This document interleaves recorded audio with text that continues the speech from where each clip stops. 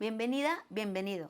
Vamos a hablar de por qué es tan importante prevenir el acceso infantil a la pornografía y cuáles son algunos factores de riesgo que tienes que tener mucho cuidado en ellos porque en este tema necesitas asumirte como una protectora o protector del desarrollo.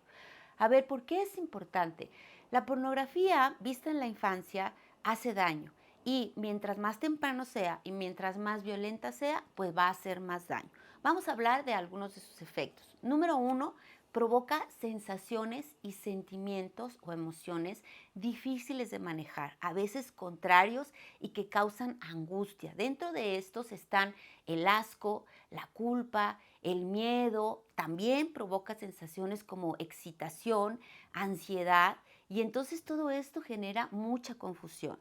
Número dos, algo que pasa es que van a surgir muchísimas preguntas que aunque las preguntas en general son algo saludable, surgen preguntas de cosas que están viendo, de escenas que están viendo y que no comprenden, como por ejemplo podría ser pues algún maltrato, podría ser violencia, podría ser si hay dolor, podría ser el tema de las características del cuerpo.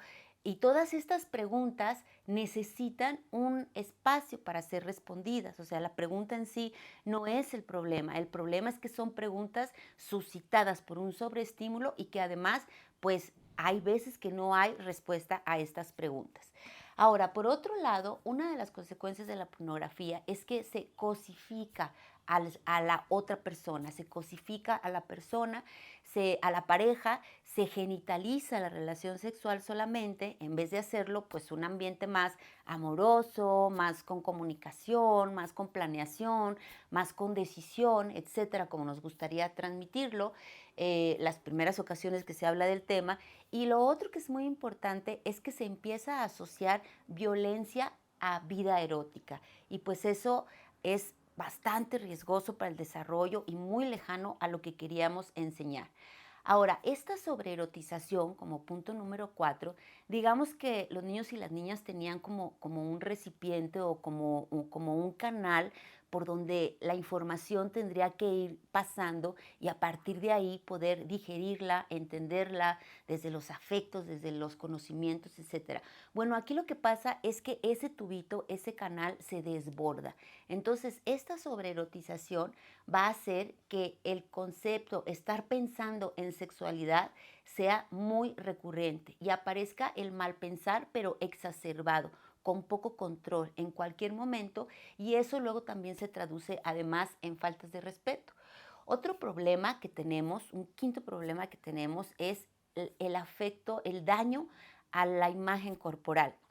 Si tú eres una niña o un niño que apenas está creciendo, que sus genitales apenas se están formando, que su cuerpo apenas se está desarrollando, bueno, la percepción, por ejemplo, de cosas que están exageradas en la pornografía, pues eso es algo que altera un poco la autoimagen, el autoconcepto.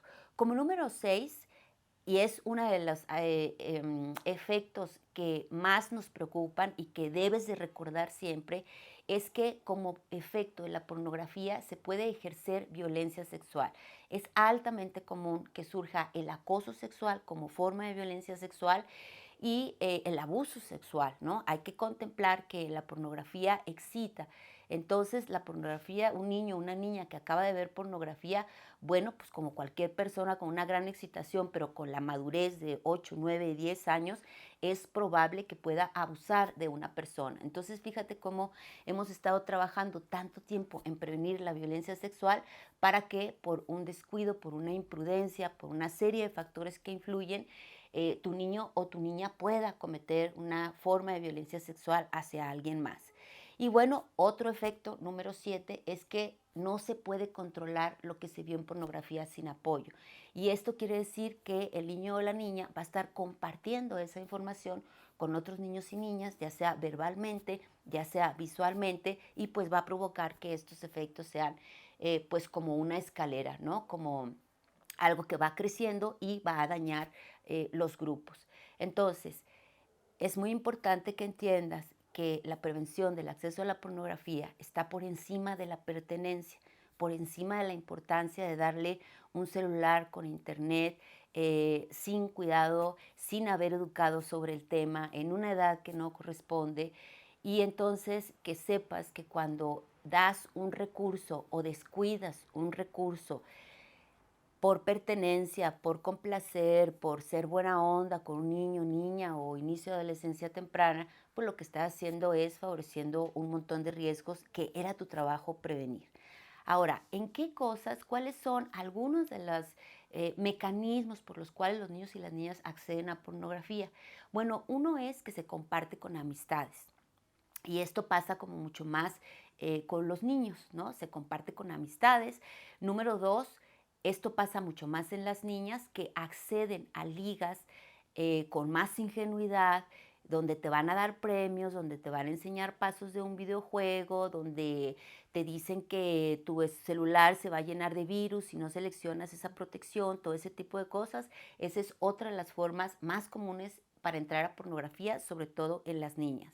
El otro es los videojuegos. Algunos videojuegos tienen contenido pornográfico y otros videojuegos que se juegan con personas desconocidas son muy utilizadas por personas que violentan sexualmente.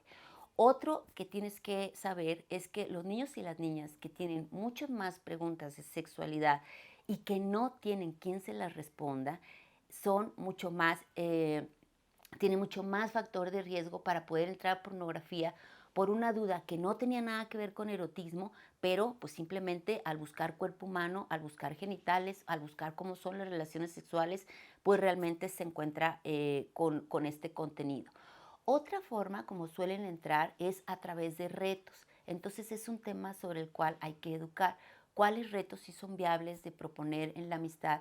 ¿Y qué pasa si pierdes un reto? ¿Y cómo te apoyarías si pierdes un reto? Número 6, pues por accidentes. Los niños y las niñas buscan la tarea, ¿no? Buscan cualquier contenido, les presta el celular a una persona adulta y entra, pues porque es muy fácil acceder a pornografía en la actualidad. Entonces hay que tener mucho cuidado y lo que sí está documentado es que las familias que sí tienen reglas en el uso de la tecnología y sí tienen protectores, apóyate en una persona de sistemas, tienen como menos riesgo de poder tener esta forma de violencia. Otro riesgo es la masculinidad tradicional, ¿no? Que desde temprana edad se empieza a mandar mensajes de que tú tendrías que saber estas cosas, este erotismo desprotegido, asociado mucho a la masculinidad tradicional, ¿no? A la masculinidad saludable, es todavía un factor de riesgo, entonces ten cuidado con esos mensajes. Y número 8, un factor de riesgo, pues es la falta de educación sexual integral. Y como dijimos que la pornografía, el acceso a la misma es más frecuente en los niños, pues tendrías que revisar que de veras los niños estén recibiendo la misma cantidad y calidad de educación sexual que las niñas acorde a su edad.